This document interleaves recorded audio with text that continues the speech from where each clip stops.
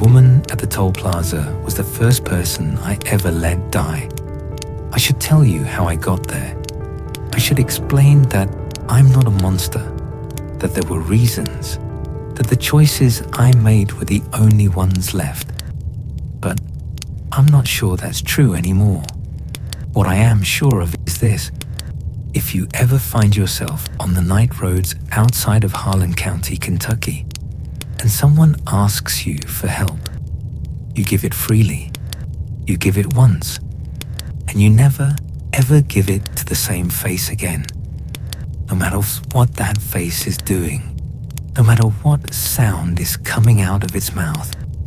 I was 26 when my mother's kidneys failed. Both of them, almost simultaneously, the way the doctor described it. Like two old light bulbs that had been flickering for years and finally gave out on the same Tuesday afternoon. Dialysis, 3 times a week. She had no insurance. My father had been dead since I was 11. I had a sister in Reno who sent thoughts and prayers in a text message every few months, and nothing else. I picked up work wherever I could find it. Construction, overnight stocking at the Walmart in London, a brief stint scrubbing fryers at a Hardee's where my manager screamed at me for taking a bathroom break. None of it was enough. Dialysis is a hole in the ground that swallows money like gravity swallows light. I was drowning in it.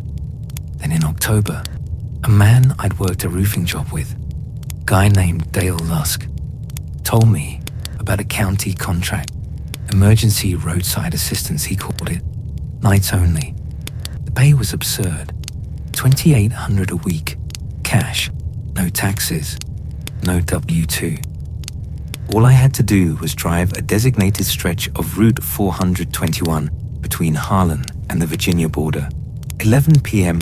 to 5 a.m., 6 nights a week. If I saw someone broken down, stranded, lost, hurt, I helped them, changed their tire, gave them gas from the cans in the truck bed, called a tow, drove them to the nearest open station, whatever they needed. I asked Dale why the pay was so high for something so simple. He looked at me with this expression I didn't understand at the time, like he was trying to apologize for something he hadn't done yet. He said, "Because it ain't simple, and because people quit." I asked how many people had quit. "All of them," he said. I took the job. Of course I took the job. My mother was dying in a recliner in a double-wide trailer, and the machine keeping her alive cost more per session than I made in a week. I would have taken a job shoveling burning coals with my bare hands. They gave me a truck. White Ford F250, older model, clean but not new. The bed was loaded with road flares, a portable jack, 2 5-gallon gas cans, a first aid kit, jumper cables, a wool blanket, and a laminated card. The card is where the rules were. There were 5 of them, printed in plain black text on white cardstock, sealed in thick plastic lamination that had started to yellow at the edges. No header, no logo, no signature. Just 5 numbered lines. 1. You will drive the full length of your assigned route without stopping unless you encounter a person in need of assistance. 2. You will provide assistance to any person you encounter. You will be courteous. You will not ask personal questions. You will not refuse a reasonable request. 3. You will never assist the same person twice. If you recognize someone you have previously helped, you will not stop. You will not slow down. You will not make eye contact. You will continue driving as though you did not see them. 4. If a person you have previously helped attempts to flag you down, block the road, or approach your vehicle, you will not open your door. roll down your window, or respond verbally. You will drive around them or wait until they move. 5. You will not discuss the details of this position with anyone outside the program. I read the card 3 times, sitting in the cab of that truck under the buzzing fluorescent light of the county lot where they kept it parked during the day. Rules 1 and 2 made sense. Rule 5 was standard enough. Every job has its non-disclosure clause, but 3 and 4 felt wrong in a way I couldn't articulate. Not wrong like unfair. Wrong like a warning dressed up as a policy. Like someone had written those rules after something terrible had happened and they were trying to make sure it never happened again. I started that night. Route 421 after dark is not the road it is during the day. During the day, it's just a 2-lane highway cutting through hill country. Trees close on both sides. The occasional Dollar General or church or auto parts store. But at night, with the hills black against the blacker sky and the tree line pressing in and the headlights only reaching so far before the dark eats them, it becomes something else. It becomes a corridor, a throat, the kind of road that feels like it's swallowing you the further you drive down it. The first 2 weeks were quiet. I drove the route. I helped 3 people. A teenager with a flat tire who'd been crying so hard she could barely talk. An older man whose battery had died outside a closed gas station. And a couple from Indiana whose GPS had sent them 30 miles in the wrong direction. Normal people with normal problems. I changed the tire, jumped the battery, pointed the couple toward the interstate. They all thanked me. I drove on. $2,800 appeared in a plain envelope in the glove compartment at the end of each week. I never saw who put it there. I didn't ask. My mother started a new round of dialysis with a better clinic in Lexington. She cried when I told her I could afford it. I held her hand and felt, for the first time in months, like I wasn't failing her. It was the 3rd week when things changed. I was about 40 minutes into my shift, driving north through a stretch where the road dips down between 2 ridges, and there's nothing. No houses, no lights, no cell signal, just trees and road and dark. My headlights caught something ahead, a shape on the shoulder. I slowed. It was a woman, mid-30s maybe, brown hair pulled back, wearing a green jacket that was too thin for the temperature. She was standing next to a small sedan with its hood up, waving me down with one hand, the other wrapped around her midsection like she was holding herself together. I pulled over, got out, asked if she was all right. She said her car had stalled and she couldn't get it started again. She said she didn't have phone service.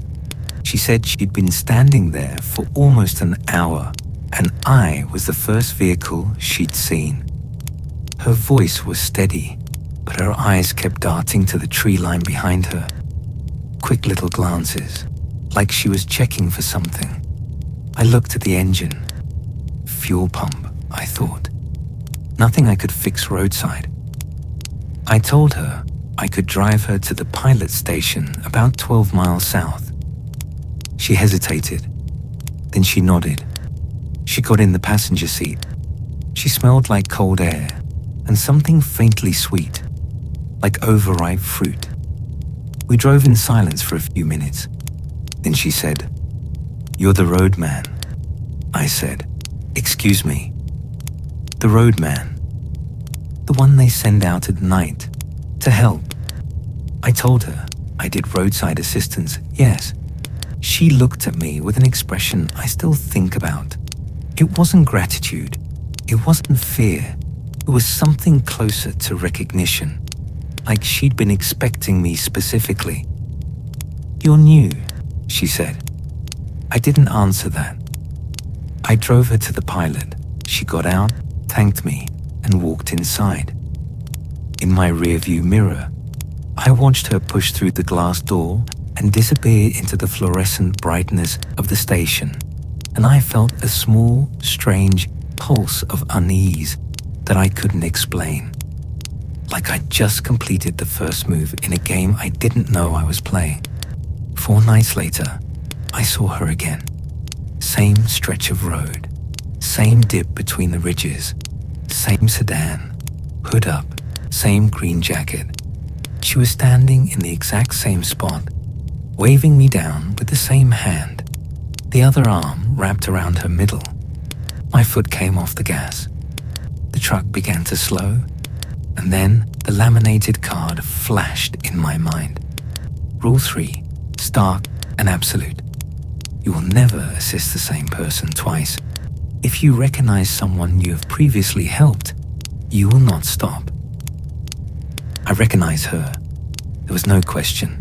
Same face, same posture, same car. Everything identical down to the way her hair fell across her forehead.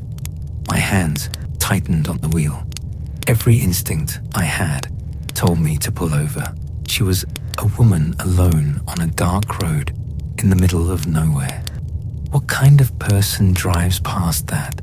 What kind of man sees someone stranded and keeps going? The kind who follows the rules. I pressed the accelerator. The truck surged forward. As I passed her, I kept my eyes fixed on the road ahead. But in my peripheral vision, I saw her arm drop. She didn't chase the truck. She didn't shout. She just stood there and watched me go.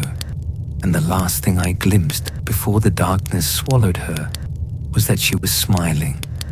Not a relieved smile, not a sad smile, a patient one. I drove another 2 miles before I had to pull over because my hands were shaking so badly I couldn't keep the wheel straight. I sat there on the shoulder with the engine running, staring at the laminated card under the dome light, reading Rule 3 over and over, trying to convince myself I'd done the right thing. But the guilt was a physical thing, a weight in my chest, and I kept hearing this voice in my head, my mother's voice actually, saying, "You help people, Aaron. That's what good people do." I didn't sleep well that day. I dreamed about the woman standing on the road. In the dream, she was still smiling, but the smile was wider than a human mouth should allow, and her teeth were all the same size. The next night, she wasn't there, or the night after that. I started to relax. I helped a trucker with a blown tire. I helped a kid who'd run out of gas coming back from a concert in Virginia. Normal things. The money kept appearing in the glove compartment. My mother was getting stronger. The new clinic was working. On the 9th night, after I'd driven past the woman, I found someone new. A man, early 40s, standing beside a pickup truck on the northbound shoulder about 6 miles from the Virginia line. His hazard lights were on but dim, battery almost dead. He flagged me down with both arms over his head, the universal gesture of desperation. I pulled over. He told me he'd hit something in the road. A deer, he thought, and it had torn up something underneath his truck. Fluid was leaking. He couldn't drive it. He was shaking, not from cold, but from adrenaline, the way people shake after a near-miss accident. I called the tow service. My phone barely had signal, but it went through. 40-minute wait. I told him he could sit in my truck until the tow arrived. He climbed in, rubbed his hands together, and said thank you about 6 times. We sat in silence for a while. Then he said something that made the hair on my arms stand up. "You drove past her, didn't you?" I looked at him. What? The woman. Green jacket. Broken down car. You helped her once, and then you saw her again, and you drove past. My throat went dry. How'd you know about that? He stared out the windshield at the darkness. His voice dropped to something barely above a whisper. Because I had this job before you. I didn't say anything. I couldn't. I lasted 4 months, he said. Longest anyone's lasted, from what I understand. The woman in the green jacket was my second week. Helped her just like you did. Drove her to that same gas station. Then I saw her again. 3 or 4 days later. Same spot, same everything. I followed the rules. Drove past. He paused, swallowed. She showed up 4 more times after that. Each time, she was a little closer to the center of the road. Each time, it was harder to get around her without stopping. The last time, she was standing dead center in my lane, and I had to swerve onto the shoulder, doing 50 to avoid her. When I looked in the mirror, she was facing the direction I'd gone, just standing there, smiling. What is she? I asked. He shook his head. Wrong question. The question is, what happens if you help her again? And I don't know the answer because I never did. But the man before me did. Guy named Randall Combs.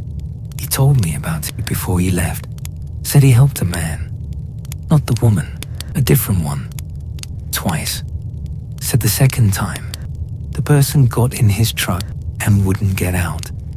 Said it rode with him for the rest of his shift. Said it didn't talk, didn't move, just sat in the passenger seat and breathed. But the breathing was wrong, too even, too mechanical, like it was imitating the idea of breathing without actually needing to. What happened when his shift ended? He parked the truck at the county lot at 5 a.m. like always. The thing was still in the passenger seat. He got in his own car and drove home. When he came back that night to start his next shift, the passenger seat was empty, but there was a stain on the fabric. Randall said it smelled sweet, like fruit that's gone bad. The overripe smell, from the woman's jacket, from the woman herself. The tow truck arrived.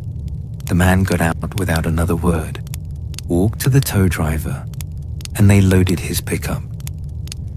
I sat in my truck and watched them drive away, and I felt the night around me like a living thing, pressing against the windows, testing the seals. I almost quit that night. I drove the rest of my shift with every nerve in my body screaming at me to turn around, drive home, and never come back.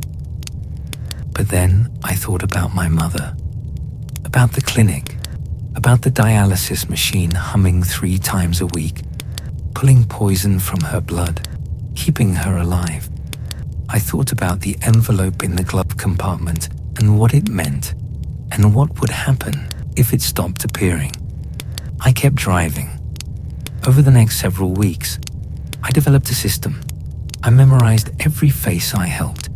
I kept a small notebook in my jacket pocket, and after each encounter, I wrote down a description. Approximate age, hair color, clothing, vehicle, location, time. I studied it before every shift. I turned my memory into a catalog, a database of faces I could never help again. And I needed it, because they started coming back. Not all of them. Most of the people I helped were just people. Normal, grateful, forgettable. They appeared once, and I never saw them again. But some of them returned. The teenager with the flat tire showed up 2 weeks after I'd first helped her. Same car, same flat, same tears. I drove past her and the crying turned to something else as I passed. A sound like laughter slowed down to half speed, dragging through the air like a wet cloth across glass. The older man with the dead battery appeared 3 times. Each time his car was in a slightly different spot. Each time he stood in the same posture, arm raised, same expression of mild inconvenience on his face. By the 3rd time, I'd stopped feeling guilty about driving past. By the 3rd time, I'd started feeling afraid, because on the 3rd appearance, I noticed something I hadn't before.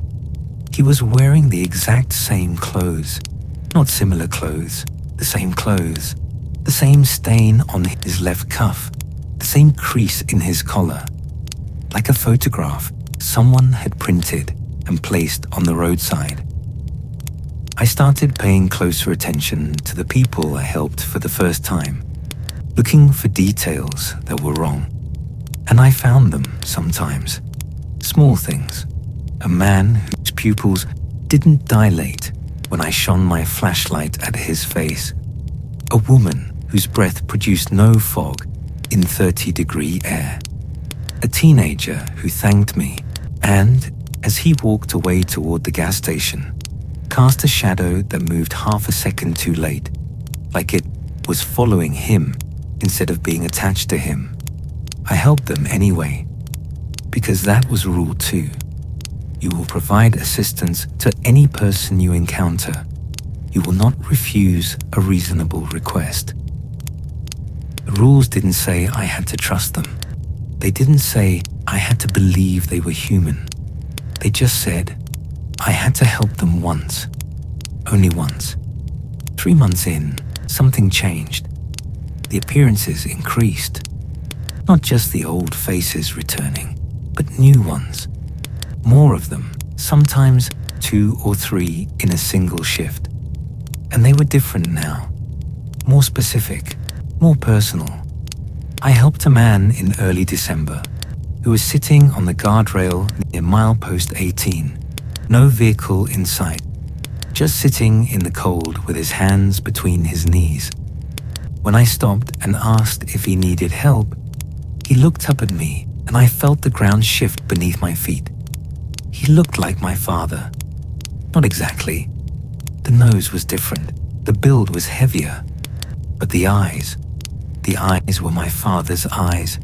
The same deep brown, the same slight downward slope at the outer corners, the same way they crinkled when he looked at you, like he was always on the verge of laughing at something only he understood. I gave the man a ride to the next town. I didn't look at him. I couldn't. My hands were locked on the wheel and my jaw was clenched so tight my teeth ached.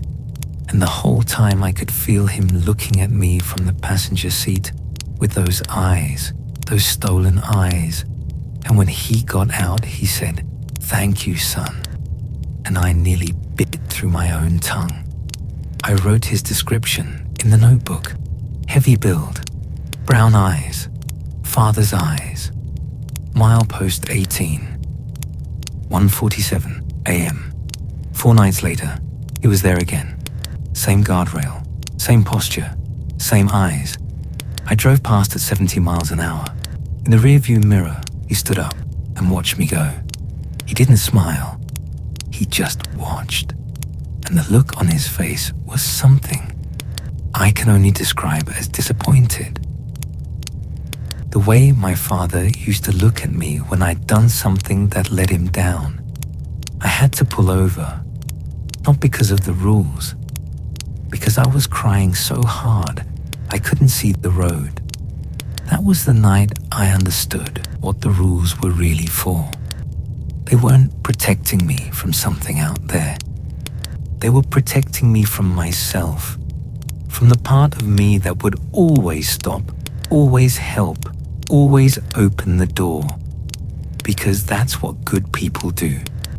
The rules were a wall between my instincts and something that had learned to exploit them.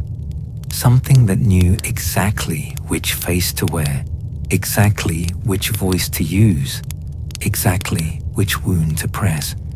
I started dreaming about the road. Not nightmares, exactly. Just the road. The same stretch. over and over, headlights pushing into blackness that never ended. And in the dreams, the shoulder was lined with people, hundreds of them, all standing still, all facing me, all smiling that patient smile.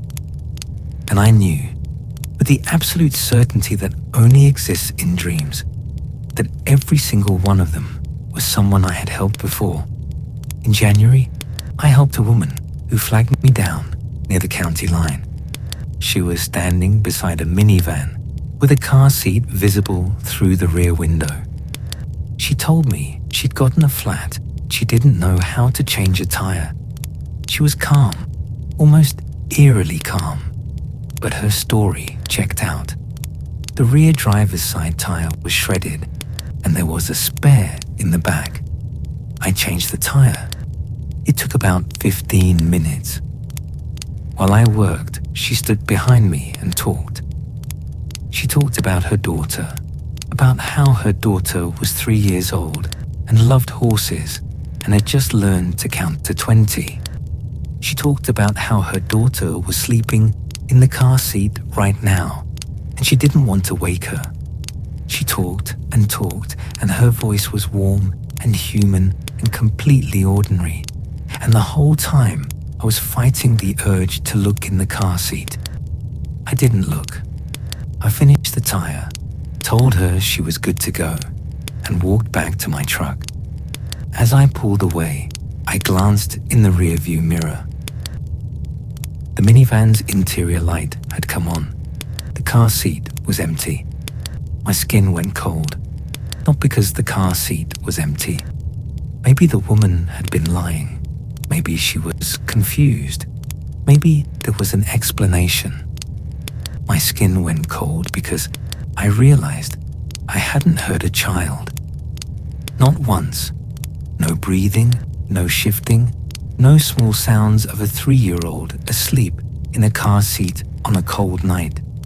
I had been standing 2 feet from that car seat for 15 minutes, and it had been silent in a way that empty things are silent. I wrote it down. Minivan, car seat, woman, county line, 2:22 a.m. 2 weeks later, she came back.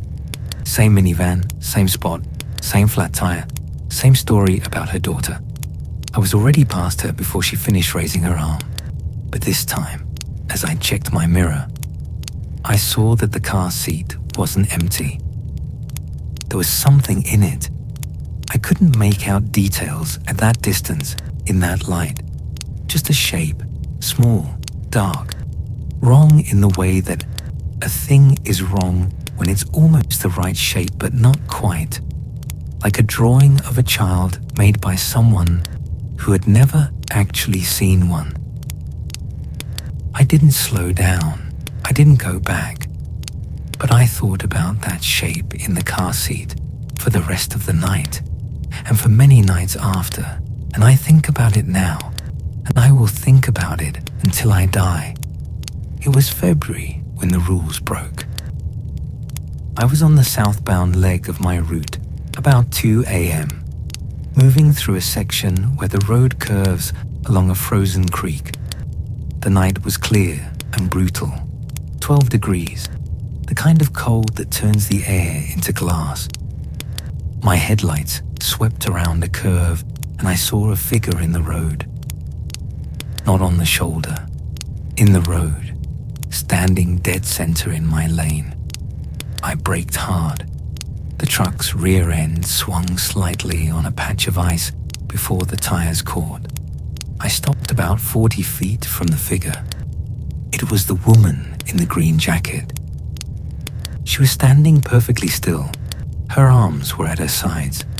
Her face was expressionless, not blank, but neutral, the way a mannequin's face is neutral, holding the shape of a human expression without actually expressing anything. The green jacket hung open. Underneath it, she was wearing the same clothes I'd seen that first night. The same clothes. Every wrinkle in the same place. I sat in the truck with the engine running and my hands on the wheel. Rule 4. If a person you have previously helped attempts to flag you down, block the road, or approach your vehicle, you will not open your door, roll down your window, or respond verbally. You will drive around them or wait until they move. She was blocking the road. The shoulders were narrow here, with the creek embankment on the right and a rock face on the left. I could try to squeeze past on the right, but the ground dropped off sharply toward the frozen creek, and I wasn't sure the truck wouldn't slide down. I waited. She didn't move. 1 minute, 2 minutes, 5, 10. The heater hummed. The headlights turned her into a figure of white light and hard shadow. She stood there, and she didn't breathe. I watched her chest, watched for the rise and fall, and there was nothing. She was as still as the rock face beside her. 15 minutes. My hands were cramping from gripping the wheel. The radio was off.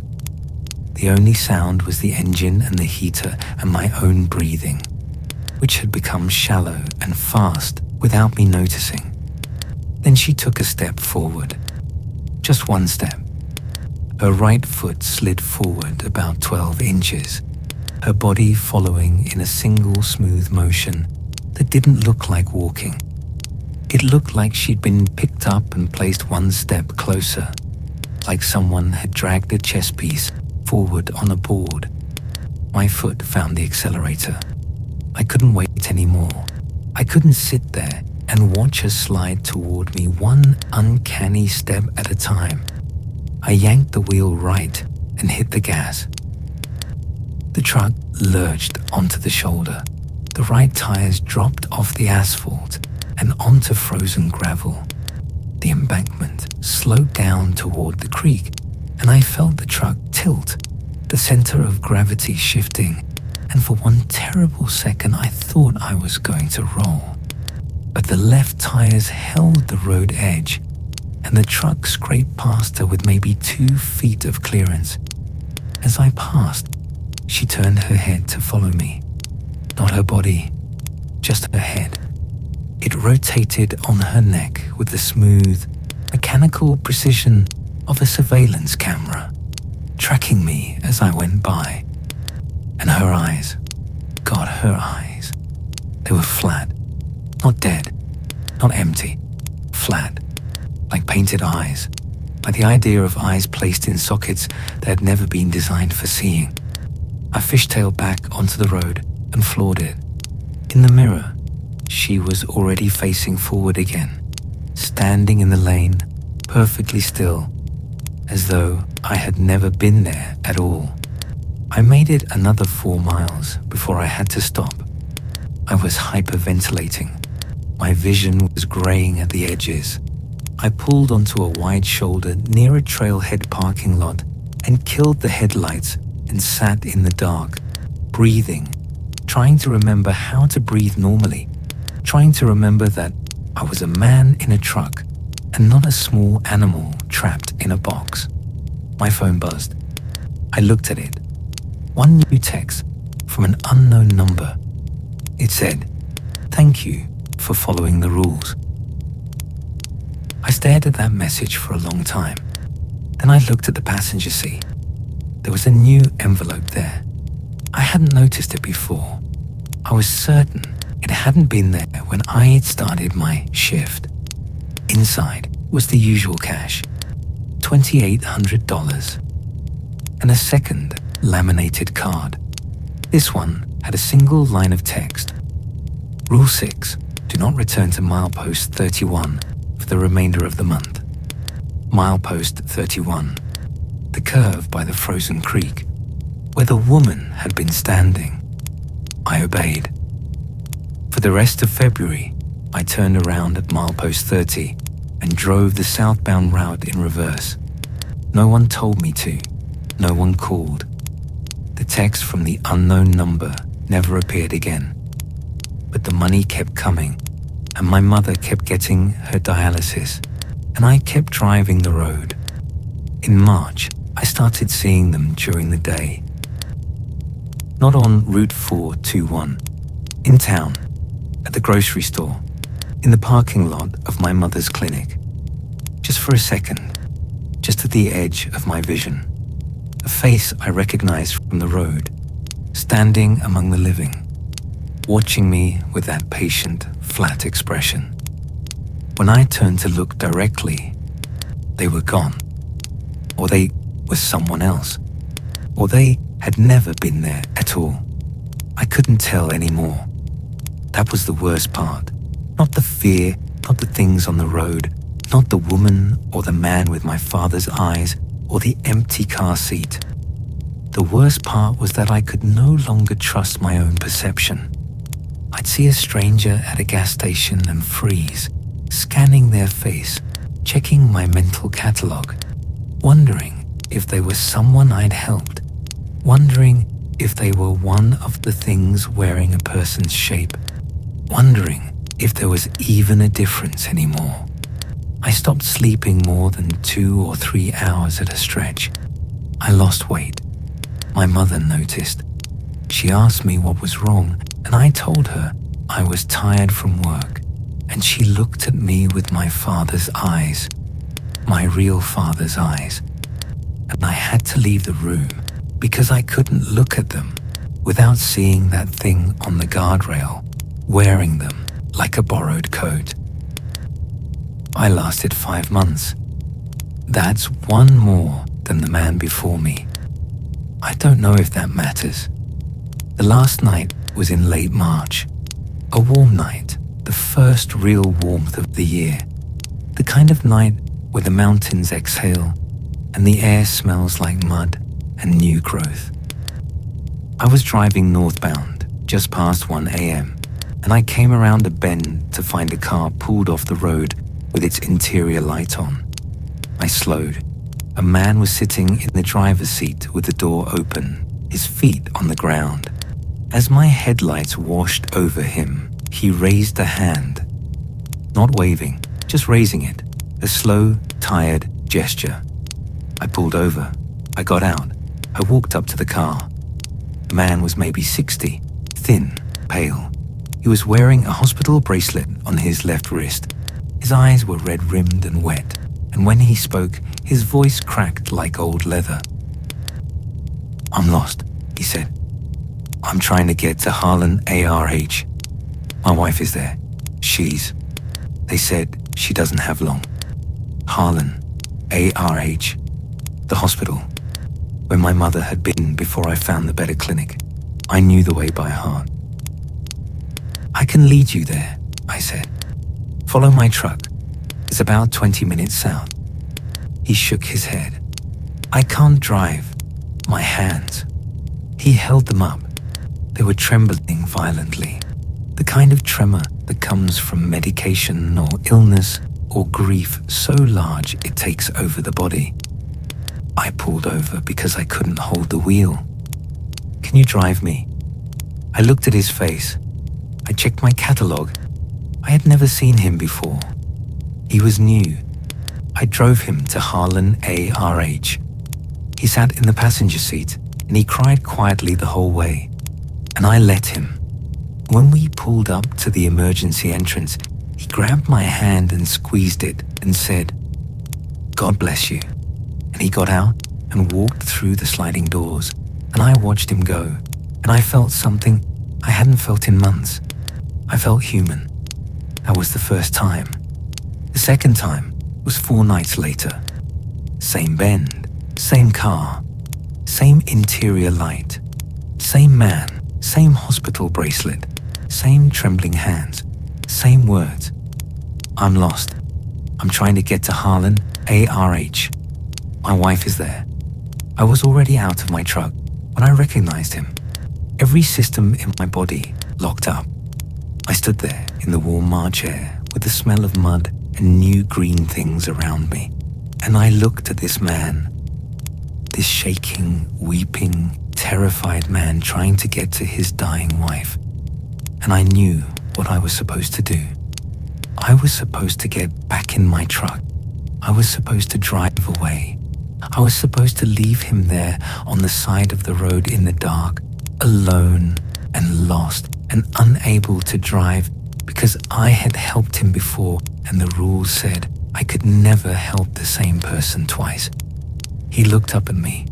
His eyes were so human, so completely, perfectly, heartbreakingly human, wet and red and filled with the kind of pain that doesn't have a bottom. "Please," he said. "She's dying. I just need to get to her. Please." I stood there for what felt like an hour, but was probably 30 seconds. I thought about my mother. I thought about what it would feel like to be lost on a dark road, unable to drive, knowing the person you loved most in the world was dying in a hospital bed 20 minutes away. I thought about the woman in the green jacket and her flat painted eyes and her mechanical step, and I thought, this is not that. This is a real person. This is a man whose wife is dying. The rules are wrong. They have to be wrong about this one. I opened the passenger door of my truck. "Get in," I said. He got in. I pulled onto the road and started driving south. He was in the passenger seat, still crying, still trembling. And for the first 5 minutes, everything was fine. Everything was normal. Then the crying stopped. It didn't taper off. It didn't trail away. It stopped, like someone had pressed a button. 1 second, the sound of a man weeping. The next, silence. I didn't look at him. I kept my eyes on the road.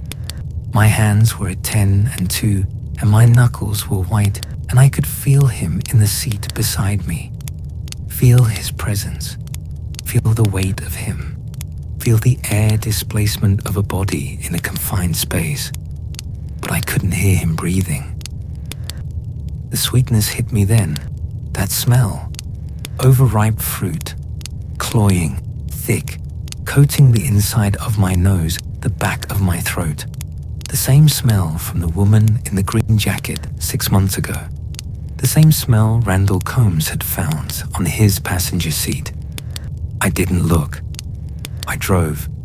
The road unwound ahead of me, the headlights cutting a tunnel through the dark. The hospital was 10 minutes away, then 8, then 5. Something touched my hand on the steering wheel. His fingers. Cold. Not cold like a living person's hand on a cold night. Cold like metal. Cold like something that had never been warm. They wrapped around my wrist, gently, almost tenderly, and they squeezed. "You're a good person, Aaron," it said. And the voice was not the old man's voice anymore. It was my mother's voice. My living, breathing mother's voice, perfect in every detail. The slight rasp from years of smoking she'd quit too late. The way she softened her vowels, the warmth of it, the love in it. I looked. I shouldn't have. I know that. But it was my mother's voice, and I am her son. And sons look when their mothers speak. The thing in the passenger seat was still shaped like the old man. Same clothes, same hospital bracelet, same thin frame. But the face was different. Not transformed. Rearranged. Like the features had been picked up and set back down in slightly different positions. The eyes were too far apart. The mouth was too low. The nose was angled wrong, tilted to the left. And the skin had a quality I can only describe as loose, like it was draped over something that wasn't quite the right shape. It was smiling at me, with my mother's voice still resonating in the cab. "You're such a good person," it said. "You always help. You always stop. That's why we love you, Aaron. That's why we keep coming back." I pulled my wrist free. I don't know how. The fingers were strong, impossibly strong for something that thin. But I wrenched free and grabbed the wheel with both hands. and pressed the accelerator to the floor. The hospital appeared ahead. Lights, people, the real world. I slammed the brakes in front of the emergency entrance. I threw the truck into park. I reached across and opened the passenger door. "Get out," I said. It looked at me. The rearranged face tilted. The smile widened. "We'll see you tomorrow night, Aaron," it said. Still my mother's voice. Gentle, loving, certain. Then it stepped out of the truck and walked through the sliding doors of the emergency entrance, and the doors closed behind it, and it was gone. I quit that night. I drove the truck back to the county lot, left the keys on the seat, and walked away. I left the cash in the glove compartment. All of it. I didn't touch the laminated card. I didn't look at it. It's been 3 weeks. I found other work. Not enough, never enough, but enough to keep my mother's dialysis going if I pick up double shifts and eat 1 meal a day. I'm tired all the time. I've lost more weight. My mother looks at me with worried eyes and asks what happened to the good job. And I tell her it didn't work out, and she doesn't push because she can see something in my face that frightens her. I don't drive at night anymore. I can't. When the sun goes down, I lock my doors and I stay inside, and I try not to think about Route 421 and the things that walk its shoulders after dark. But here's what I can't stop thinking about. Here's the thing that keeps me awake at 3 a.m., staring at the ceiling, running the math over and over in my head. The man, the one who had the job before me, he said he'd been broken down on Route 421 the night I met him. He said he'd hit a deer and his truck was leaking fluid. He needed help. I helped him. I helped him once. I never saw him again. But sometimes, late at night, I wonder if that's because he was a real person, or if it's because he's still waiting. Standing next to a broken down pickup truck on the northbound shoulder, 6 miles from the Virginia border, hazard lights blinking in the dark, waiting for me to drive that road again, waiting for me to stop, waiting for me to help him twice. Last night, my mother told me she'd met the nicest man at the clinic. He'd been sitting in the waiting room while she was checking in for her session. They talked for 20 minutes. She said he reminded her of my father. Same eyes, she said. Same kind eyes. She said he'd asked about me by name